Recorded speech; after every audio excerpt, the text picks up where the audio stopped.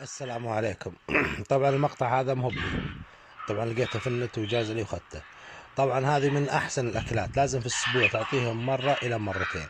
اذا كنت بتعطيهم في الاسبوع مرتين لازم، اذا بغيت تنقع الخبز، طبعا هذا خبز منقع، خبز توست. اذا بغيت تنقعه زين، نقعه مع خل تفاح. هو الافضل، لان الخل التفاح ما يخليه يشحم، والخبز مفيد ترى للطيور البر. اذا حطيته وخمرته مع، بس لا تكثر خل التفاح عشان الطيور تقوى تاكله. ولو حطيتها بعد فيه شويه ملح، كذا يعني، مره تحط شويه ملح عشان ياخذ الاملاح، ومره بس ما تكثر. الكل اللي انا اقوله لا تكثر لا الملح ولا الخل. وبعض الاحيان تحط فيه شوي ليمون، تعصر معه ليمون عشان يكون اكل ومفيد للجسم، يقوي المناعه لهم. طبعا تعتبر الاكله هذه مقويه المناعه، اذا حطيتها معها خل تفاح خلاص تقوي المناعه، بس لا تكثر.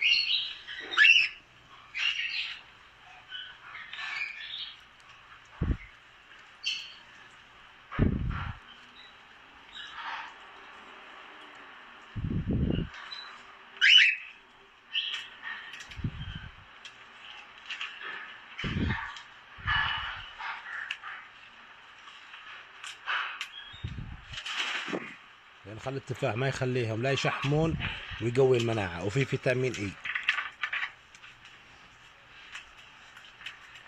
وفي بكتيريا نافعه.